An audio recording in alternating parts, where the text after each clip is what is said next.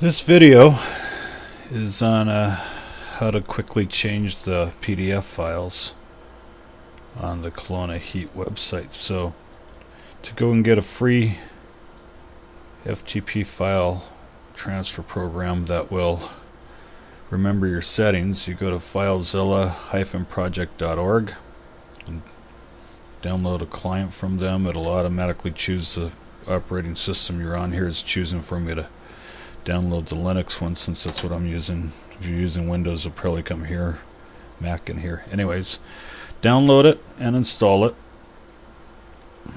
Let's see where I have it running. It's not there. And then run it.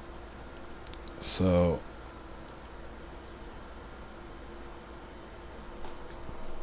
when you run it, you can left click on file. It should look similar to this, may not look exact, but it'll look very similar. And then you create a new site. I'll go to new site. See all this info is empty in there when you create a new site, so I'm just going to go new heat site. You can see I already did it once to test it, but new heat site. And then the settings for it, the host name at the moment, let me just look it up, won't let me out of there to go back to the one I was in, but for the host name it'll be S369385579.onlinehome.us, and this info here will be emailed to you along with a link to this video, so you don't need to actually memorize it, just know where to put that info. So that'll go in there. You'll switch this to normal, and then here the user name, just give me a moment to get that, is U63542484,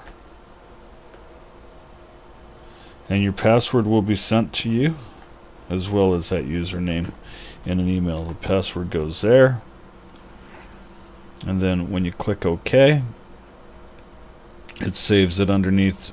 Go File, Site Manager, and it'll be one of your sites in here. So there's the new site. We'll highlight it, and then we'll left click Connect. Could not connect to server. I think the problem for the error, I think I actually put down the wrong user. Yeah, I didn't put down the complete user. That's a user to a different part with a different password.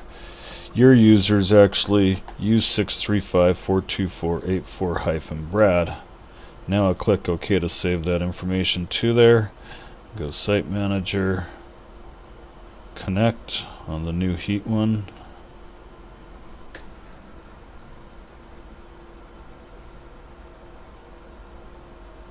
And now you can see I've landed in there. Let me maximize this. You can see these are the files that will be changed. And I uploaded these ones earlier not knowing if the one that you wanted changed last week was done, so I went and downloaded new ones to help run this little test or example, as well as I'll update them at the same time. So I have mine underneath my downloads. I created a folder called Kelowna Heat PDF, and inside there I have the PDFs that will replace the ones that are up.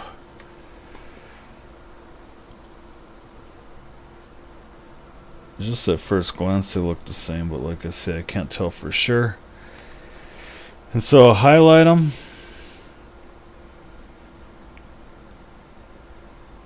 and then I'm going to upload them. Transfer, or do I right click on them? Yeah, right click and then left click upload. and it's overwriting these ones.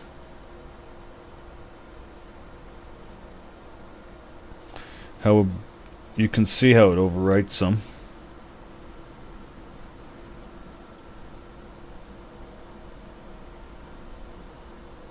Actually, on this server it didn't overwrite them because this server's got Linux files in it, but that's okay. I'm just going to get rid of the wrong ones.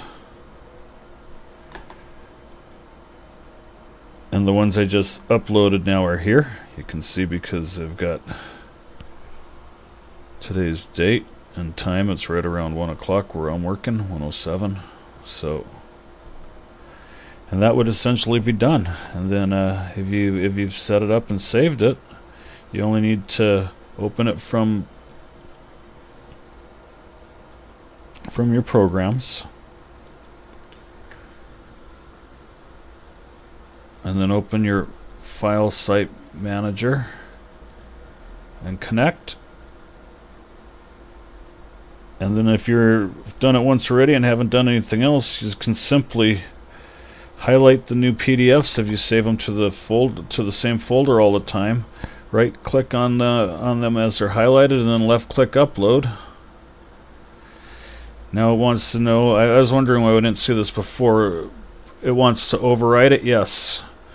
And if we can do this to always apply to current queue only, always use this action. Either or will be fine for this particular situation. We're going to use, there we go.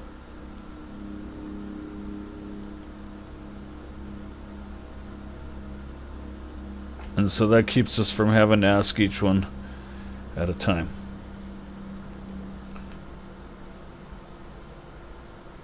And there you are, we're done. And now you can see the new files are up at 1309, 109. Okay, that's it.